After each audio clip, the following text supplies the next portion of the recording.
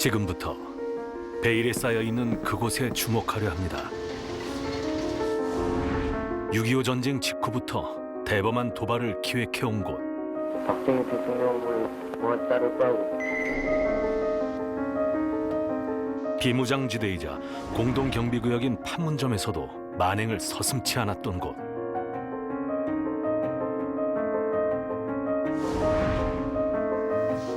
(1980년대에는) 더욱 과감한 테러를 자행한 곳. 국제사회의 비난도 그곳의 도발을 멈추게 하지 못했습니다. 1987년 칼기 폭발을 주도한 것도 그곳이었습니다. 그들은 멈추지 않았습니다. 육지로, 바다로 끊임없이 무장 간첩을 침투시켰고 번번이 실패했지만 달라지지 않았습니다. 북한 무장공비가 침투했다는 소식을 접한 국민 만행에 분노하고 오히려 수위를 더욱 높였습니다. 지난 26일 밤 9시 어뢰 공격으로 대한민국 군함을 폭파하는 사건도 일으켰고 이 도발로 46명의 장병이 산화되었습니다. 전쟁에 준하는 도발도 이어졌습니다. 연평도를 화염에 휩싸이게 만든 폭격 사건이 그것입니다. 이 모든 사건들을 기획하고 실행한 곳. 보이지 않는 전쟁을 이끄는 핵심 부서. 존재는 알려져 있지만 북한 주민들조차 접근이 어려운 비밀스러운 이곳. 3호 청사입니다.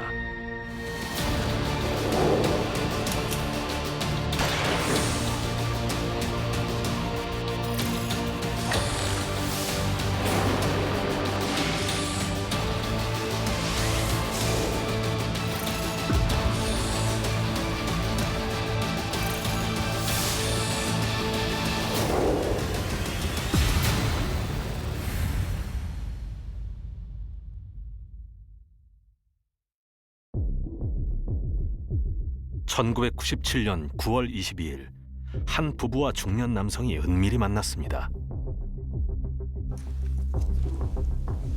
서로를 확인하기 위해 예사롭지 않은 표식을 꺼내 맞춰봅니다.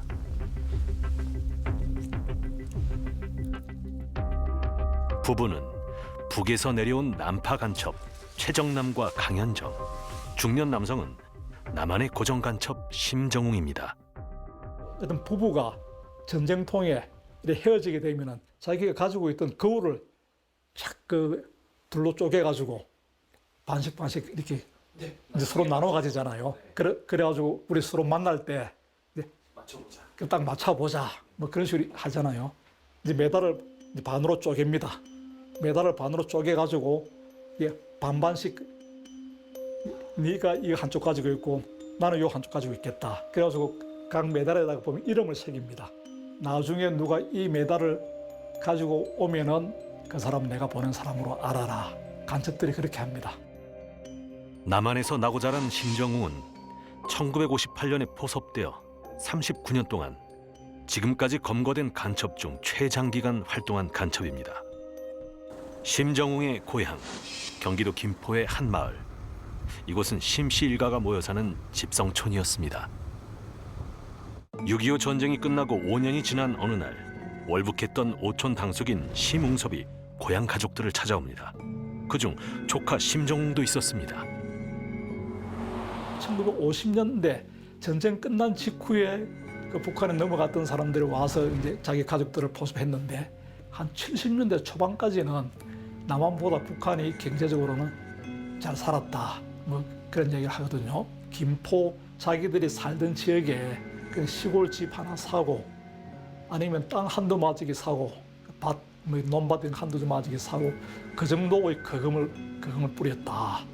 그래서 입장을 바꿔놓고 생각해보면 우리 역지사지로 내가 만약에 그 입장이 됐더라면 월북자 가족에다 그렇게 손가락질 받지 학교도 못 가지 어디 취직을 해도 취직도 안 되지 그런 상황에서 북에서 내려와서 그 뭐 삼촌이 당숙이 내려와서 큰 돈 주고 조금만 참아라. 이제 뭐 어떻게 하면 한 몇 년만 지나면은 이제 해방이 된다. 해방이 되면은 우리 한번 잘 살아보자. 그러면은 기가 솔깃해서 넘어가지 않았을까. 그렇게 해서 포섭된 가족이 이제 한 6, 7명 됐다. 포섭된 15살 심정웅은 북에서 내려온 당숙 심웅섭을 따라 북한으로 넘어갈 결심을 합니다. 김포에서 바로 그 앞에 자기 고향 앞에 보면 조그만 강이 하나 있는데 그 강에 딱 가니까 공작선이 배가 한 채 딱 대기하고 있더라네. 그 당시만 하더라도 그런 시절이었습니다. 그래서 그 배 타고 바로 이제 북한에 넘어간 거죠. 15일 동안 중학교 2학년짜리한테 이제 교육을 시킵니다. 중학교를 졸업하고 그 다음에 교통고등학교를 들어가라. 우리가 지시를 내리면은 네가 그 철도를 남조선의 철도를 마비시켜라. 그러면은 우리가 그 조국 해방 전쟁에서 우리가 승리할 수 있다. 이런 지령을 내리게 됩니다. 심정웅의 북한행은 이것이 끝이 아니었습니다.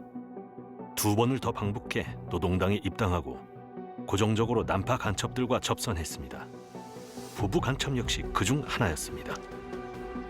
간첩을 통해 내려진 지령은 지하철 공사에서 계속 근무하면서 직장 주변 인물들과 친분을 유지하며 북한의 지령에 대비하라는 것. 서울 지하철 주요 핵심 시설의 도면을 작성하고 파괴할 방법을 찾으라는 것이었습니다.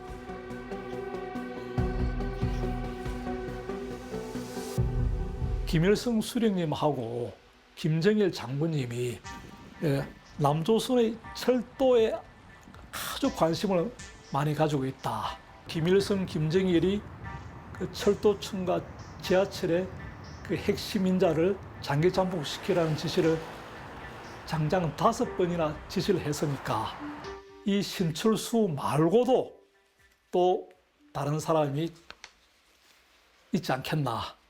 제 생각에는 그렇습니다.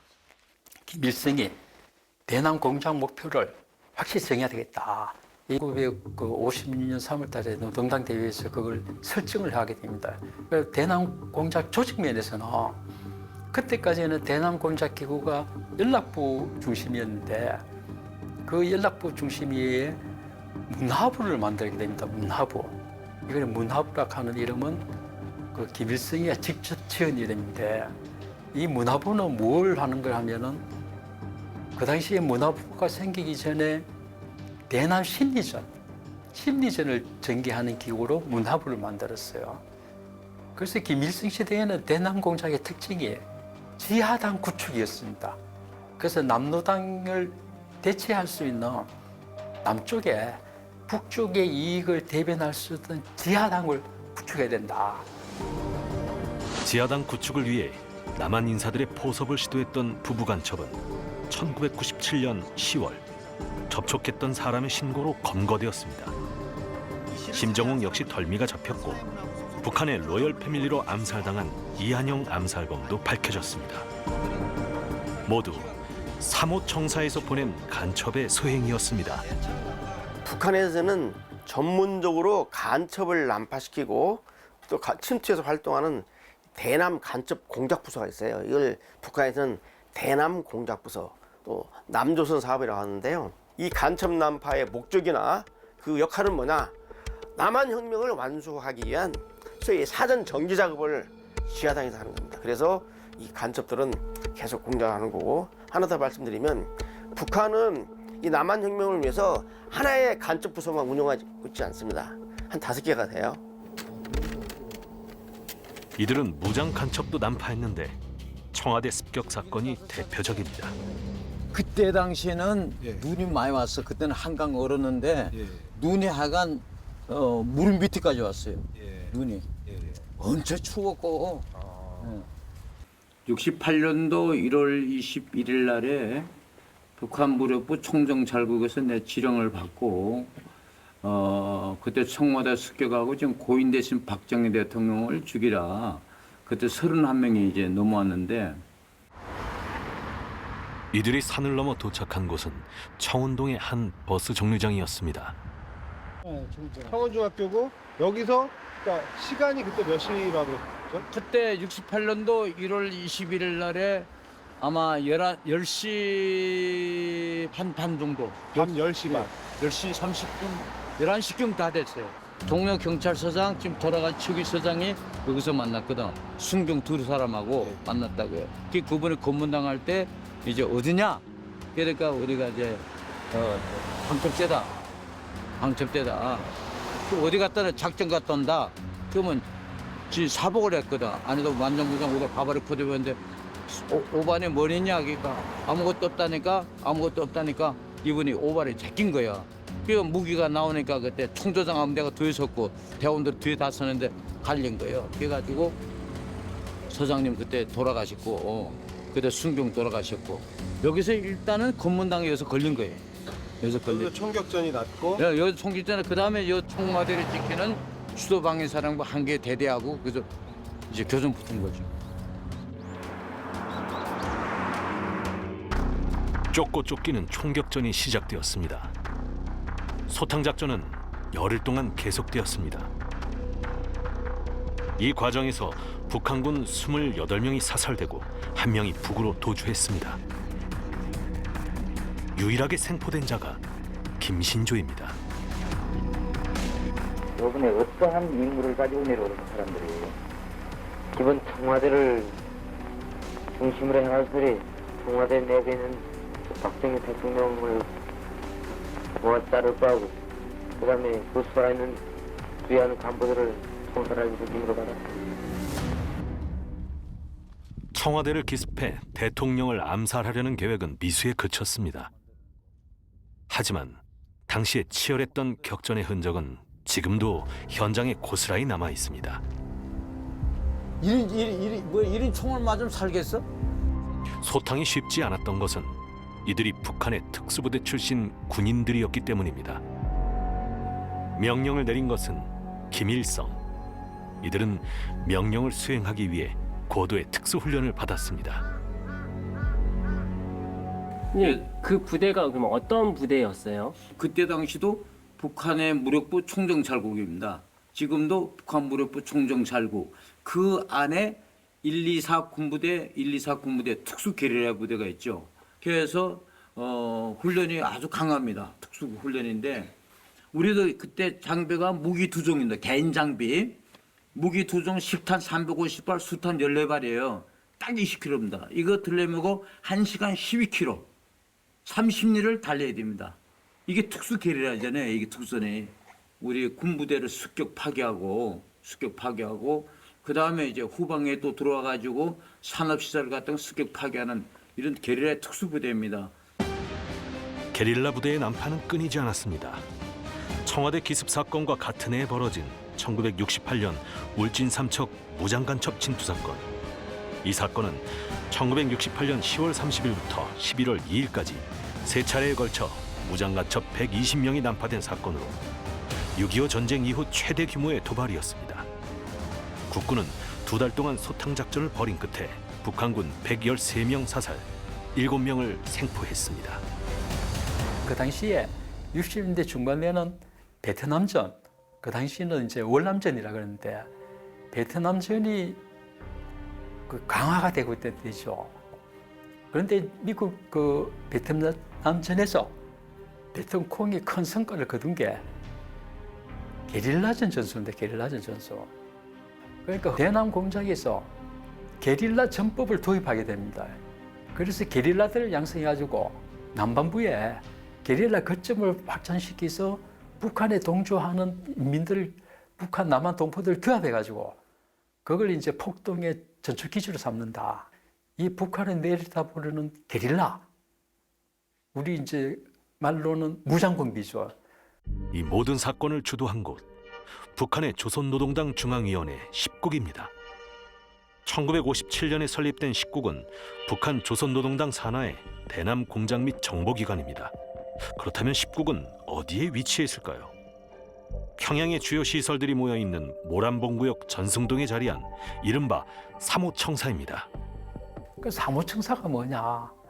그거는 북한에 우리가 보면 안기부가 남산에 있어가지고 우리가 남한의 그 자료를 보면은 남산 이런 식으로 많이 쓰지 않습니까?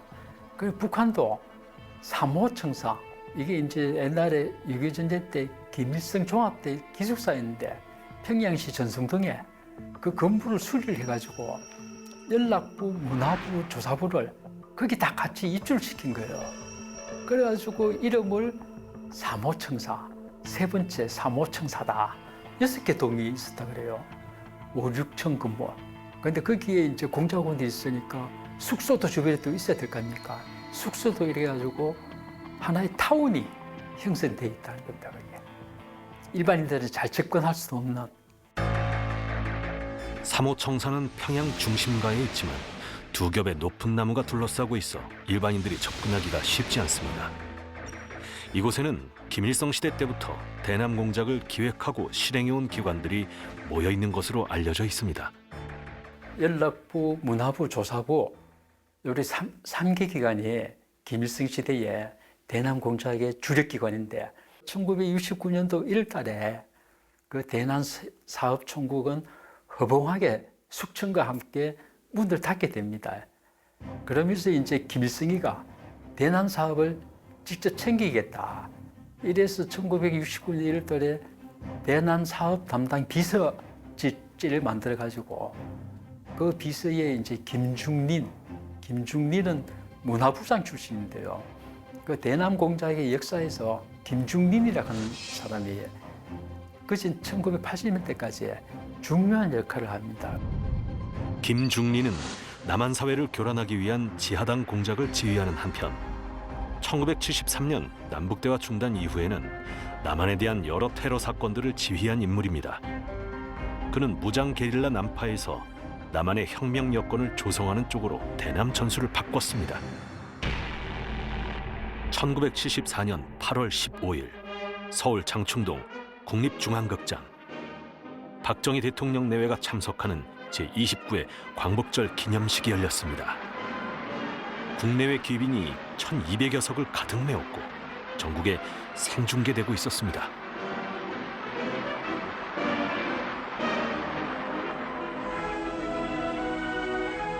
이날 경축식전에서 박 대통령께서는 남북 간의 대화와 경축사 도중 총성이 울리고 경축식장이 아수라장이 되었습니다. 범인은 현장에서 체포되었고 대통령은 무사했지만 유경수 여사가 머리에 총탄을 맞고 응급수술 끝에 사망했습니다. 범인은 제1한국인이었던 문세광이었습니다. 조사 당국은 이 사건의 배후로 조총련과 북한의 김일성을 지목했습니다. 김일성 체제 때는 북한이 이제 한국에 혁명을 일으켜서 한국을 통일할 수 있다, 적화 통일할 수 있다라고 생각했기 때문에, 그리고 무력 통일은 한국 전쟁 때 실패를 했지 않습니까? 그렇기 때문에 50년대, 60년대 주로 침투 도발이라고 해서 간첩을 보낸다라든지 또 한국이 이제 포착하지 못했지만 북한에 이런 간첩선이 왔다 갔다 한다든지 하는 침투 도발이 이제 아주 주를 이뤘고요. 근데 이때는 그렇게 하면은 한국 사회가 혼란해져서 한국에서 혁명이 일어나고 남북 간의 통일이 이루어질 거다라고 하는 어떤 전략적인 이런 시각이 있었던 것 같습니다. 1974년 김정일이 등장하면서 3호 청사의 위력이 더욱 강화되었습니다. 김정일이 당시 대남 공작을 총괄하던 중앙위원회 조직지도부 부부장에 오르면서 생긴 변화입니다. 김정일은 먼저 대남 공작 부문 장악을 위한 작업을 시작했습니다. 1975년 6월 조선노동당 중앙위원회 이름으로 대남 공작 기관들에 대한 강도 높은 검열을 시작한 것입니다. 이는 권력 세습과 장악을 위한 수순이었습니다. 이 권력 세습에서 가장 중요한 어떤 독재국가에서 권력 세습에서 가장 중요한 건 두 개의 조직입니다. 하나는 군을 장악하는 문제고요. 또 하나는 정보기구를 장악하는 문제입니다. 특히 북한과 같이 1인 독재 체제에서는 이 정보기구를 얼마나 효율적으로 장악하느냐가 이 권력 세습에 안정을 가져오느냐 아니면 불안정을 가져오느냐 이러한 것들을 결정하는 아주 상당히 중요한 조직이라 할 수 있습니다. 후계자로 등장한 김정일이 아버지를 도와서 대남 공작기구를 관리하고 그다음에 통솔하고 뭐 이런 과정을 거치게 됩니다. 그러면서 김정일이 이제 북한의 공작기구를 장악하게 되는 거고요.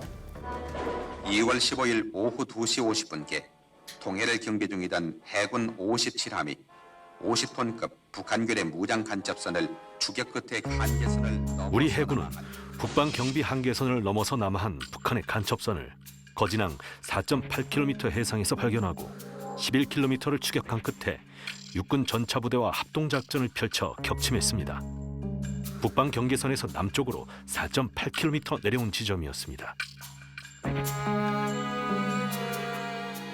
어선을 가장한 북한의 무장 간첩선에서는 정치 보위부가 발행한 신분증 등 사모청사에서 난파된 간첩이라는 것을 확인할 수 있는 증거물들이 다수 발견되었습니다. 대낮에 정치 보위부원을 무장시켜 난파한 것은 북한의 새로운 도발 형태였습니다. 다음 해에는 판문점 공동경비구역에서도 도발을 자행했습니다. 유엔군이 북쪽 관측을 방해하는 미루나무의 전지 작업을 진행하자 북한군 장교가 갑자기 나타나 작업을 중단하라고 소리쳤습니다. 이를 신호로 북한군이 기습 공격을 감행해 미군 2명이 사망하고 8명의 한미 군인이 중경상을 입었습니다. 미군 측은 문제의 미루나무와 북한의 불법 방어벽을 제거하기 위한 폴 버니언 작전을 개시했고 전투 준비 태세인 대프콘3가 발령되었습니다. 이를 위해 폭격기와 항공모함이 출동했습니다. 전에 없던 유엔 측의 과감한 조치에 김일성이 유감 성명을 전달하면서 사태가 일단락됐지만 남북의 긴장은 높아졌습니다. 이처럼 사모청사의 지휘 아래 난파된 공작원의 발각 횟수는 1953년부터 1980년까지 5,500여 회로 1.7일당 1회꼴입니다. 같은 기간에 한국군과 경찰에게 잡히거나 사살된 북한 공작원, 무장 간첩은 2,973명으로 3.3일에 1명꼴입니다. 사모청사의 행보가 더욱 과감해진 것은 1980년 제6차 당대회에서 김정일이 공식적인 후계자로 공표되면서입니다. 이후 1994년에 김일성이 사망할 때까지 김일성과 김정일의 공동 통치 시대가 이어지는데 이때 김정일이 대남 사업의 주도권을 쥐게 됩니다. 70년 초반에 등장했을 때는 노동당 내부에서 조심스럽게 그리고 비밀스럽게 이제 후계자 업무를 시작했던 거고요. 1980년도에는 북한 내부적으로 그리고 북한 외부에도 김정일이 김일성의 후계자인 것을 공표합니다. 그러면 후계자로 이제 김정일이 등장하면서 이 대남 사업에서도 어떻게 보면 성과가 필요하게 되는 거죠.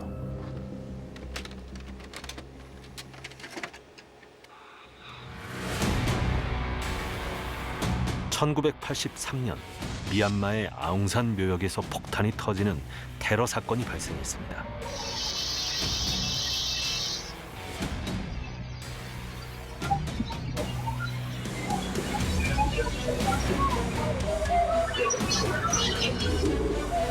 당시는 해외 순방길에 오른 전두환 대통령이 첫 방문지였던 미얀마에서 아웅산 묘소 참배가 예정되어 있었습니다. 대통령 암살 시도였던 것입니다. 그때 이제 아프리카의 가봉, 나이제리아, 케니아 이런 나라들을 방문을 했는데 제가 그 작전에 동원이 됐었어요.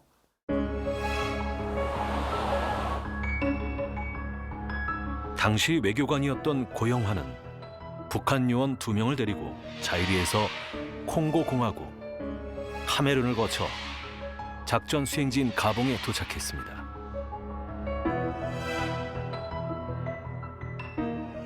작전이 수행되는 날 새벽에 그 앞에 동곤 애국호라는 배가 가봉 앞바다에서 대기를 하고 있었어요. 김정일이 지시하에 작전이 진행이 됐는데 작전 진행하기 몇 시간 전에 후계자가 아버지한테 보고를 합니다. 이런 작전이 수행되고 있다. 그러니까 그걸 왜 아프리카에서 하려고 그러냐. 우리가 아프리카에 내가 들인 돈이 얼만데 아프리카에 맨 우리 동지 관계를 가지고 있는 나라가 많은데 왜 이런 걸 아프리카에서 하라느냐. 취소하라. 아프리카 전체가 돌아서면 우리 외교적 지반이 없어진다.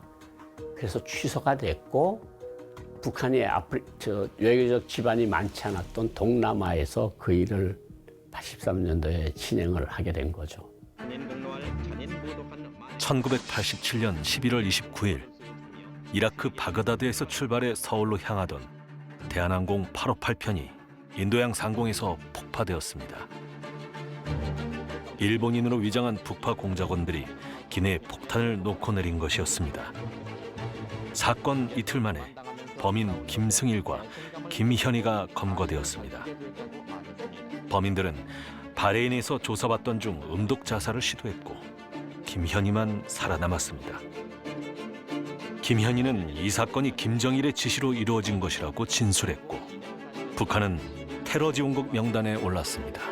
잘 아시겠지만 1983년도에 아웅산 테러 사건이 어떻게 보면 1980년도 김정일이 후계자가 등장한 이후로 후계자 성과 차원에서 일으킨 상당히 무모한 어떤 테러 사건이었고요. 1987년도에 칼기 폭파 사건 역시 김정일이 주도한 거로 볼 수 있습니다. 김일성이 이제 노쇠지면서 김정일이 이제 권력의 핵심으로 등장하고 그리고 중요한 업무들을 김정일이 처리하면서 일으킨 그러니까 대남 사업에서 어떤 성과를 보여주게 일으킨 사건은 크게 두 가지 그렇게 대표적으로 들 수 있습니다. 김정일이 아웅산 묘소 폭탄 테러와 칼기 폭파 사건을 계획한 배경에는 86 아시안 게임과 88 서울올림픽을 방해할 목적이 있었습니다. 실제로 이들 테러로 한국에서의 대회 개최에 국제사회의 우려 섞인 목소리가 나오기도 했습니다. 하지만 대한민국은 1986년 아시안 게임에 이어 1988년 서울올림픽까지 성공적으로 개최하면서 국제사회에서 한 단계 올라섰습니다. 김정일 시대의 대남 공작에 또 큰 변화를 미친 게 서울올림픽입니다. 북한 안에서는 1988년 서울올림픽 성공을 거두면 우리는 결정적으로 남한에 밀리게 된다. 이래갖고 서울올림픽을 못 열리게 방해하는 활동을 많이 했죠. 그때 지령을 받을 때 서울올림픽이 열리지 않는 분위기를 조성하기 위해서 남반부 비행기를 제끼는 기다. 이렇게 지령을 내렸어요. 한편 우호적인 인사 포섭을 위한 간첩 활동도 강화했습니다. 1988년 어느 날 남한의 한 인사에게 낯선 사람이 접근했습니다. 난파 간첩이었습니다. 그 새세대 공작원은 뭐냐? 이 북한에서 태어났는데 나이가 30대고 빠릿빠릿한 사람을 남한의 정치, 경제, 사회, 문화, 무슨 남한 말 이런 거 다 시키고 교육 다 시키고 자본주의 그 실상도 좀 체험하게 하고 그 위남아 교육도 시키고 그 다음에 이런 사람들을 이제 그 난파시키자. 남한에 아는 사람들이 없으니까 자기가 전혀 모르는 데 가서 이제 새로운 사람을 물색을 해야 되는데 그럼 어떻게 물색을 하느냐. 남한에서 올라오는 모든 신문, 잡지 이런 간행물들을 다 분석을 하는 거죠. 내 신문을 밝혀도 이 사람이 이제 신고를 안 하겠다. 그런 판단에 대한 사람을 접선을 하게 되는 거죠. 새세대 공작원인 윤택님에게 포섭된 김영환은 조선노동당에 입당한 뒤 반잠수정을 타고 밀입북하여 이틀에 걸쳐 김일성을 만났고 관악산 1호라는 암호명을 받았습니다. 김영환은 강철 서신의 저자로 남한 주사파의 원조라고 알려진 인물이었습니다. 북한은 이런 김영환의 사상에 주목하고 포섭을 위해 접근했습니다. 이후 김영환은 지하당 조직 등 간첩 활동에 매진했는데 이것은 새로운 방식의 포섭과 간첩 활동이었습니다. 1990년대 3.5 청사 핵심 인물은 서울 불바다 발언으로 알려진 박영수입니다. 전쟁이 일어나면은 불바다가 되고 말아요.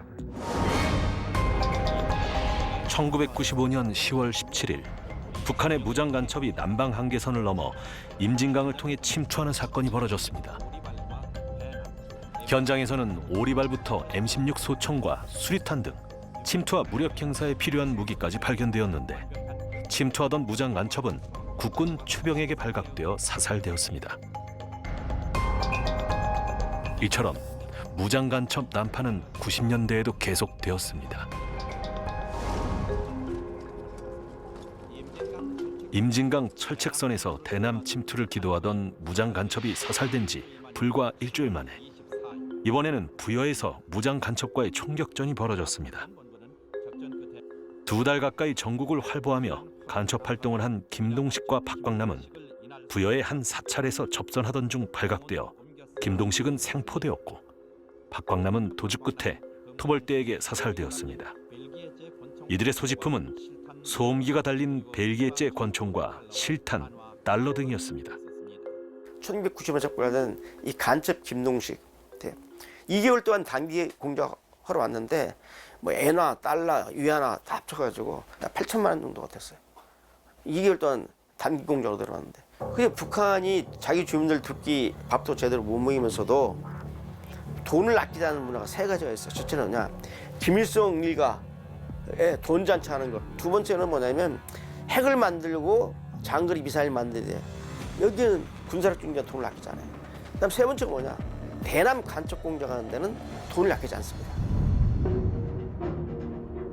2000년대에 들어서면서 간첩 난파와 접선 방법에도 변화가 생겼습니다. 지난 2006년 라오스로 출국하려던 미국계 태국인이 체포되었습니다. 신분을 위조한 북한의 직파 간첩 정경학이었습니다. 이처럼 시대가 바뀌면서 간첩의 침투 경로와 포섭 방법도 달라졌습니다.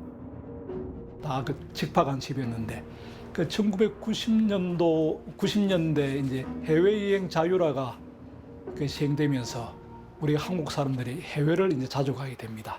그러면서 북한의 그 대남 공작도 직접 침투해서 우회 침투로 바뀌게 됩니다. 탈북민으로 위장해서 침투시키는 방법, 그리고 외국인으로 위장해서 침투시키는 방법, 그리고 또 어떻게 다양한 경로를 통해서 포섭한 내국인들 아십니까? 내국인, 이 한국 사람들을 외국으로 불러내가지고 접선하는 방법, 이렇게 전부 다 해외에서 북한의 상부선을 만나고 북한의 상부선으로부터 지령을 받더라. 시대가 달라져도 북한의 사무청사는 건재했습니다. 그 이유는 김씨 일가의 독재 체제 유지에 대남 공작기구가 핵심이기 때문입니다. 2011년 김정일이 급성 심근경색과 심장쇼크로 사망하기 직전까지 한 일도 권력을 승계할 김정은을 위해 대남 공작기구를 강화한 것입니다. 그 당시에 김정일이가 이제 자기가 죽을 때가 다 돼가니까 권력을 또 세습을 해야 되겠는데 대남 부분은 어떻게 할까 이러다가 이제 정찰총국을 만들어서 그걸 이제 넘겨주게 되는 거죠. 김정은은 2009년 2월 대남 해외 공작 업무를 총괄하기 위해 기존의 인민무력부 산하 정찰국과 노동당 산하작전부 35호실 3개 기관을 통합해 정찰총국을 신설했습니다. 김정은에게 직보하는 인민군 핵심 조직으로 북한 내에서도 우수한 특수전 요원들을 양성, 보유한 보기 드문 조직입니다. 김정은은 처음 이 후계 업무를 시작한 곳이 군입니다. 그러면서 군을 장악하는 데 초점을 두기 시작하고 대남 공작기구도 역시 군을 중심으로 어떤 정보기관의 변화를 가져오게 됩니다. 그러면서 생긴 것이 정찰총국이라는 조직인데요. 이 정찰총국이라는 조직은 당시에 노동당이 가지고 있었던 어떤 노동당의 작전부라고 얘기해서 쉽게 말씀드리면 우리의 난파 간첩을 파견할 때 배로 실어나는 그런 공작팀입니다. 그리고 또 하나는 노동당의 35호실이라고 있습니다. 당시에 35호실은 해외 공작 파트를 담당하는 부서거든요. 그러니까 이러한 대남 조직과 해외 조직 그리고 군의 무력을 합쳐가지고 통합하는 정찰총국이라는 어떻게 보면 북한의 역사에서 상당히 강력한 공작기구를 만들게 됩니다. 현재 사무청사의 대남 공작기구는 5개입니다. 직접 침투하는 공작원을 양성하는 정찰총국, 지하당 조직을 위한 문화교류국, 북한군의 방첩과 사찰을 담당하는 보위국, 북한의 KGB 역할을 담당하는 국가보위성, 적화통일 추진과 대남 공작을 하는 통일전선부 등입니다. 공작기구들은 워낙 은밀한 일을 수행하기 때문에 이들을 은폐하기 위해서 명칭 변경을 통해서 이 대남 공작기구를 위장하는 그런 전술도 취했고요. 그다음에 어떨 때는 기구들을 통폐합하거나 분리하면서 약간의 명칭 변경도 있습니다. 그런데 대부분의 북한의 명칭 변경들은 본질은 유지한 채 어떻게 보면 모양을 바꾸는 그런 형태입니다. 정찰총국의 초대 총국장에는 대남 초강경파인 김영철이 임명되었습니다. 미국과 남선 괴뢰들이 이번에 벌리는 전쟁 연습 소동은 조선 정전 협정에 대한 체계적인 파괴 행위의 집중적인 발로이기도 합니다. 정찰총국이 생긴 뒤 북한의 도발은 더욱 과감해졌습니다. 지난 2010년 대한민국 해군의 초기함인 천안함이 북한의 어뢰 공격으로 침몰하는 사건이 벌어졌습니다. 받았다. 신호 갑니다. 신호 갑니다. 아직 잠수 들어갔다는 사람이 자꾸 위치를 못 찾았다는데요. 이 사건으로 46명의 해군 장병이 돌아오지 못했습니다. 반파된 천안함은 21일 만에 인양되었습니다. 희생된 해군 장병 46명 중 6명은 끝내 발견되지 못한 채 산화되었습니다. 이들은 시신 대신 유품을 태워 안장되었으며 희생자 모두에게 화랑무공 훈장이 수여되었습니다.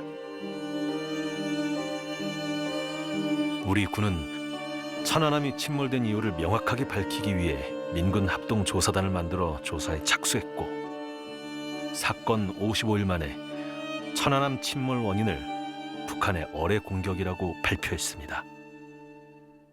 무기 체계는 북한에서 제조한 고성능 폭약 250kg 규모의 어뢰로 확인되었습니다. 천안함 피격 사건 8개월 후에는 연평도 포격전이 발발했습니다. 연평도 15시 30분 상황입니다. 지금 사람들은 방공소에 있고 지금 곳곳에서 포성 소리가 들립니다. 북한의 포격으로 주택과 군시설이 파괴되었고 민간인을 포함해 총 19명의 사상자가 발생했습니다. 6.25 전쟁 이후 북한의 타격으로 민간인이 사망한 첫 사건이었습니다. 고 서정우 하사와 문광욱 일병, 2명의 해병대원도 전사했습니다. 해병대의 대응 사격과 전투기 출격으로 포격전은 멈췄지만 한반도의 긴장은 고조되었습니다. 김정은은 압축적으로 이제 후계자 수업을 하는 거거든요. 그런 차원에서 2009년도에 군을 장악해가는 과정에서 어떻게 보면 대남 사업의 성과를 내기 위해서 일으킨 게 2010년도에 천안함 복침하고 11월 달에 있었던 연평도 포격 도발 사건입니다. 두 개의 사건을 통해서 북한 내부적으로 상당히 대남 적개심과 위화감을 조정시켰고 그를 통해서 군을 장악해 나가는데 상당히 활용한 것으로 알려지고 있습니다. 21세기에도 간첩 사건은 계속되었습니다. 인터넷 시대답게 PC방에서 간첩을 검거하는 사건도 생겨났습니다. 그 스파이 행위의 그 방법의 변화는 정보를 저장하고 전달하는 수단에 따라서 바뀌어왔어요. 우리가 옛날에는 모든 정보를 페이퍼, 그 문서에 썼지 않습니까? 지금은 모든 정보 활동의 90% 이상이 사이버 공간에서 이루어진다. 이래가지고 지금 대남 공작의 여건은 사이버 공작으로 다 넘어갔습니다. 북한의 최고 고급 자원을 사이버 공작에 투입해가지고 남한의 영향력 공작, 그러니까 남한의 여론을 조작하고 정보를 수집하고 이 사이버 공작 시대에 살고 있는 겁니다. 그게 김정은 시대의 대남 공작의 특징입니다. 2018년 남북 정상회담에 이어 북미 정상회담이 연달아 성사되면서 북한이 핵실험을 멈췄고 남북 관계에도 전환점이 마련되는 듯했습니다.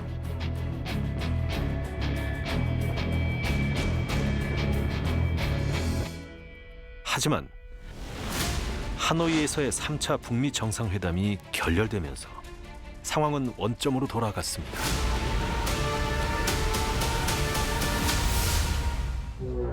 김정은은 다시 도발의 수위를 높일 준비를 시작했습니다. 2020년 10월 10일 북한 노동당 창건 75주년 열병식에는 정찰 총국 정찰대와 전자교란작전 부대가 모습을 드러냈습니다. 김정은의 무력 강화 계획은 정찰 총국의 무력 강화로 이어졌습니다. 김정은은 기존의 남북 관계에도 변화를 예고했습니다. 2023년 12월 노동당 전원회의에서 새로운 남북 관계를 천명한 것입니다. 우리가 동족이라는 수사적 표현 때문에 미국의 식민지 절개에 불과한 회의한 족속들과 통일 문제를 논한다는 것이 우리 국격과 지위에 어울리지 않습니다. 일명 적대적 두 국가 관계입니다. 이후 북한은 군사분계선 북쪽의 경의선과 동해선 도로를 폭파시켰습니다. 뒤이어 헌법을 개정해 대한민국을 적대 국가로 규정한 내용이 포함된 것으로 알려졌습니다. 지하철역 이름도 바꿨습니다. 평양 지하철 통일역은 모란봉역으로 개명되었습니다. 대남 사업에서 통일 관련 사업은 배제하겠다는 의지로 읽힙니다.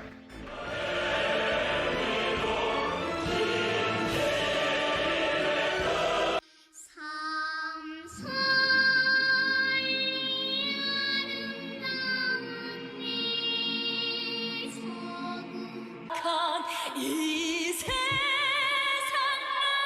아름다운 내 조국. 북한 국가에서 한반도를 상징했던 삼천리도 이 세상으로 바꿨습니다. 이 적대적 두 국가로는 상당히 좀 어떻게 보면 대남 압박적이고 어떤 대남 강경 정책이고 그다음에 또는 대남 어떤 도발을 일으킬 수 있는 거거든요. 이번에 대정노선으로 전환하면서 이 평화적 통일을 이제 포기하고 무력 통일을 하겠다고 이제 선포한 거나 마찬가지입니다. 대남 도발 역시 무력 통일을 추진하기 위한 그런 어떻게 보면 테스트 역할 또는 거기에 대해 사전 정리 작업을 하기 때문에 좀 더 공격적이고 또 강한 그런 형태를 띠지 않을까 그렇게 생각합니다. 지난 70년 동안 북한 조선노동당의 대남 공작 지휘부로 보이지 않는 전쟁을 실행해온 3호 청사. 이름과 조직은 바뀌어도 그들의 목적이 달라진 적은 없습니다. 그럼에도 반드시 지켜내야 할 평화. 그래서 우리는 오늘도 긴장을 늦출 수 없습니다.